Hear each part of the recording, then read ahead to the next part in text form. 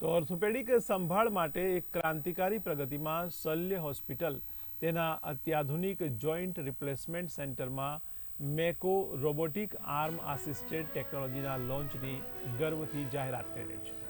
આ અદ્યતન ટેકનોલોજી જે તેની ચોકસાઈ અને સચોટતા માટે પ્રખ્યાત છે, ગુજરાતમાં જોઈન્ટ રિપ્લેસમેન્ટ સર્જરીમાં ક્રાંતિ લાવવા માટે તૈયાર છે। ત્યારે યુએસએફડીએ દ્વારા મંજૂર કરાયેલ મેકો રોબોટિક સિસ્ટમ ઓર્થોપેડિક સર્જરીના ક્ષેત્રમાં ગેમ ચેન્જર રહી છે। તે દર્દીઓને અજોડ લાભો પહોંચાડવા માટે 3D સીટી આધારિત આયોજન, એક્યુસ્ટોપ હેપ્ટિક ટેકનોલોજી અને સૂક્ષ્મ દ્રષ્ટિથી ડેટા એનાલિટિક્સને જોડે છે। આ અદ્યતન ટેકનોલોજી સર્જનોને નોંધપાત્ર ચોકસાઈ સાથે થાપા, ઘૂંટણ અને આંશિક ઘૂંટણ રિપ્લેસમેન્ટ કરવાની ક્ષમતા આપે છે, જે વધુ સારા ક્લિનિકલ પરિણામો અને ઝડપી પુનઃપ્રાપ્તિ સમય સુનિશ્ચિત કરે છે।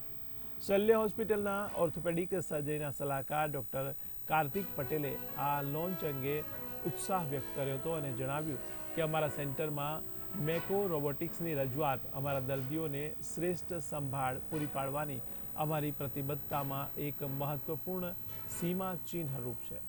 મેકોની અદ્યતન ટેકનોલોજી અને ડીએ હિપ સર્જરીમાં અમારી કુશળતાનું સંયોજન અમને ખૂબ જ સચોટ અને વ્યક્તિગત સારવાર યોજનાઓ પહોંચાડવા સક્ષમ બનાવશે, જે અમારા દર્દીઓ માટે શ્રેષ્ઠ પરિણામો સુનિશ્ચિત કરશે, તેમ તેમણે જણાવ્યું।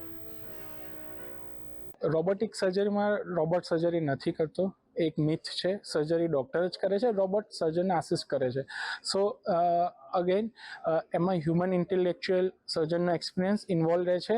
રોબોટ એ એક્સપિરિયન્સને ઇન્ટેલેક્ચ્યુઅલ પ્રમાણે સર્જનને જે રીતનું કટ કરવું હોય એ કરવામાં હેલ્પ કરે છે, જેથી હ્યુમન એરર થતી હોય કે સપોઝ આઈ બોલિંગથી જે થતું હોય એ અટકાઈ શકાય અને વધારે સારી રીતે કટ પ્રિસાઇઝલી લઈ શકાય।